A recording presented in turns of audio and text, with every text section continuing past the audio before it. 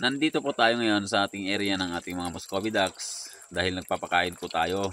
So ayun, naging maamo na naman sila dahil nung nakaraan ay 2 weeks nga tayo na hindi tayo yung nagpapakain. At nung bumalik tayo dito para tayo ulit ang mag-alaga is kinulong ko sila. Then parang naging mailap sila mga ka-agri, hindi sila lumalapit dati sa akin. Kahit nalagyan ko dati dyan ng patuka ay hindi sila lumalapit, inahintay nilang umalis ako.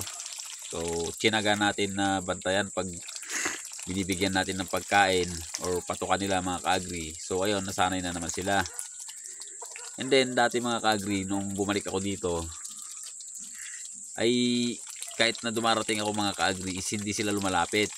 So sa ngayon, pag dumadaan-daan na ako dito sa daanan mga ka-agri is sumusunod-sunod na sila. So parang masanay na naman sila ulit and naging maamo na sila.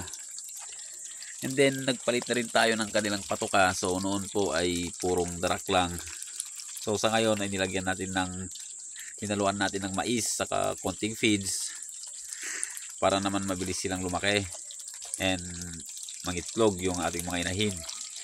So kung makikita nyo itong mga maliliit natin noon mga ka-agri ay bigla o silang lumaki dahil nga po sa maganda na ho yung kanilang kinakain. And ang problema na lang natin dito ay wala pa tayong lalaking pato o barako para ipares sa kanila. So ang ginawa natin mga ka-agri ay yung anak ng ating pato at itik noon na yon, yung itim na yon, ay dinala ulit natin dito para siya muna ang kakasta sa ating mga inahin. So sana nga maging okay dahil nung sinubukan natin yan nung nakaraan mga ka-agri ay wala pong nabuo sa kanyang mga similya. So marami pong itlog pero hindi napisa mga ka-agri. So naghanap tayo ng barako, yung pato talaga mga ka-agri, pero kakatapos nga lang ng New Year at Christmas, so wala po tayong mahanap. Kaya yun muna ang pagtsatsagaan natin. And then itong mga second batch mga ka-agri is parang itong malaki na to is parang lalaki to, or sure na lalaki na siguro yan. Dahil yung iba mga ka-agri, yung mga babae, kita nyo naman, yung pakpak nila is mahaba na. So ayan po sila mga babae. And then ito sigurong dalawa na to na maliit is lalaki rin. And then yung isang puti na yon. So maswerte tayo dito mga ka-agri dahil mas marami ang babae.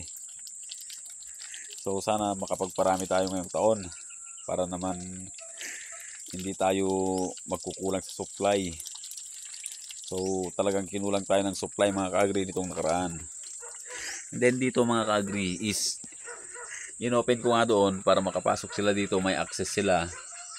And dito tayo itlog, gagawa tayo ng paitlogan dito para safe yung itlog mga ka-agri. And then hindi rin mapasok ng aso pala. And then itong mga itlogan ng manok natin, ililipat na lang natin yan doon sa ating ranging area ng ating mga manok na dinala dito. So ayan, safe na safe yung mga pato natin dito. So sana nga makapagparami tayo. So tingnan nyo yung inahin natin, pulang-pula na naman yung kanyang mukha. So sayang to, naglilimlim na to mga ka-agri, pero kinain yata ng aso yung itlog niya.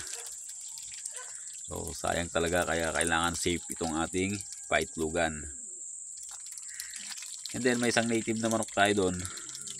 Hindi ko ba alam ba't gustong gusto niya dito mga ka-agri, kahit na pinapalabas ko is nandito lang siya bumabalik. And then hindi na siya lumalabas.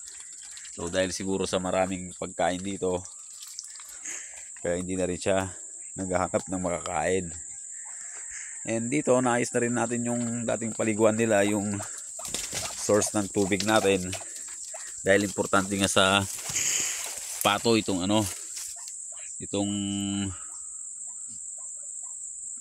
natin sa tubig. Ayun, may tulo pala, kaya pala nagtaka ako parang bakit basa doon. So ito mga ka-agri, medyo hindi nga lang siya masyadong malakas, pero at least meron mga ka-agri. Medyo mahina na kasi yung tubig sa bukal, so hindi na tayo mahirapang mag-igib-igib pa, i-open lang natin. Ayun, malinaw naman, maganda. So So ligo ng ligo yung ating mga pato. Kaya ayan. So may nag-start ng maghukay-hukay mga ka-agri. So ibig sabihin yan, may malapit ng mangitlog. So yung nilagay nating paitlogan doon ay wala pa naman.